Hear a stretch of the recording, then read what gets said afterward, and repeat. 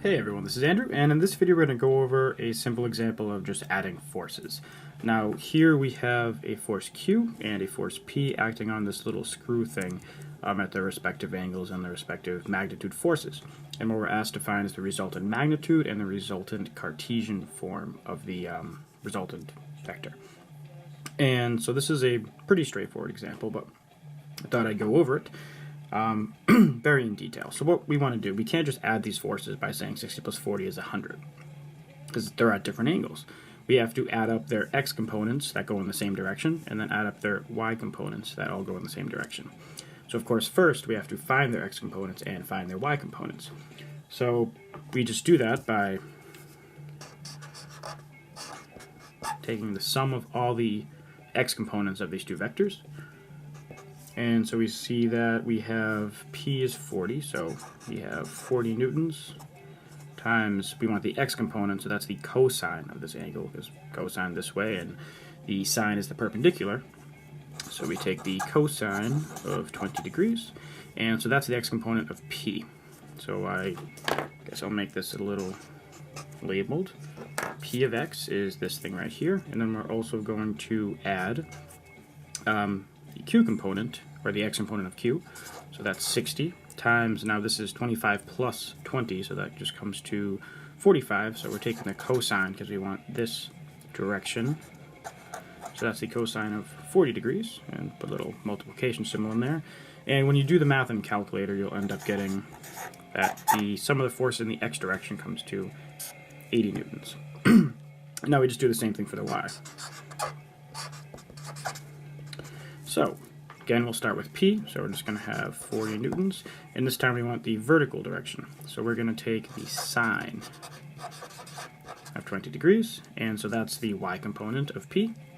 And actually, let me go back and make sure I have everything nice and... Sorry, this marker's a little bad. And right here is the y component of P. And then now we're just going to add the y component of Q, which is 60 times the sine of its respective angle, and from the x-axis, of course, sine of 45 degrees, and when you do the math out in the calculator, it comes out to about 56 newtons. I'm just rounding these to two significant figures to make it easier. And that's a y. Sorry, this marker is a little too fat, but this is q of y. All right, so now we have the resultant x component and the resultant y component. So now we can do is we can write this in Cartesian form because we have the x and the y, and hopefully you remember that. So f resultant, this is going to be a vector, and we have positive 80 newtons in the I hat direction, plus 56 newtons in the j hat direction, and I like making it clear that all of these are newtons, and so this is one of our answers. This is the, I think I just drew in my water bottle, this is the Cartesian form. Sorry, that marker is a little too stubby. And so now we want to find the magnitude, so we can do a little cross out through that. The magnitude is just, to write it down first, this is, I'm sure you know this already, but this is one of the possible symbols you can do for magnitude. You can also just write f of r with no vector symbol. And so that,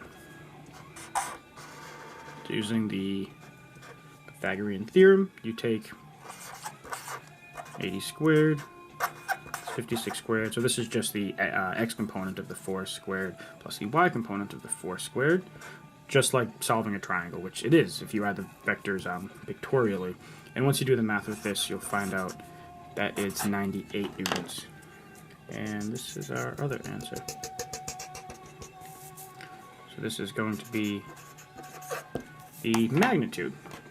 And that's it, that's this whole problem.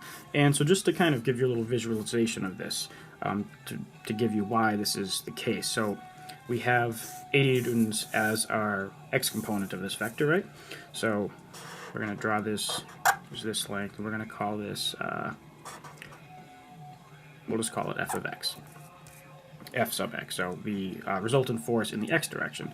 And then, so that's about 80 newtons, and then just to draw the 56 newtons going horizontally, vertically, slightly smaller than 80. So this is going to be f of y. I guess I'll label these 80 newtons equals 56 newtons up here. And then so basically the resultant force is just this guy right here. And what is this equal to? This is a 90-degree angle, and just using basic geometry you can figure out what this is. You could, I guess you could probably do this with other ways, but this is the easiest way. So since it's just a triangle, this is basically a squared plus b squared equals c squared. We know a squared, we know b squared, we're trying to find c. So then this guy right here is c is equal to, so we take the square root of both sides, a squared plus b squared, and then we just plug in our numbers, and that gives you that. So that's why that works, just in case anyone was wondering.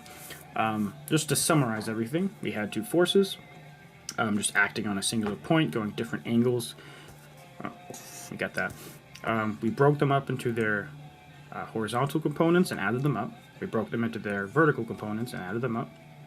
We wrote it in Cartesian form, which is just vector notation. So this is direction in the x-axis. This is the direction in the y-axis. Newton, so that's the Cartesian form. And then by using geometry or trig, whichever, you found out basically the hypotenuse of summing these vectors, which is the magnitude of the vector. And that came out to 98 newtons. And that's basically it. If you have any questions, feel free to leave me a comment below and I'll get back to you. And subscribe if you want more. And I'll see you guys later. Bye.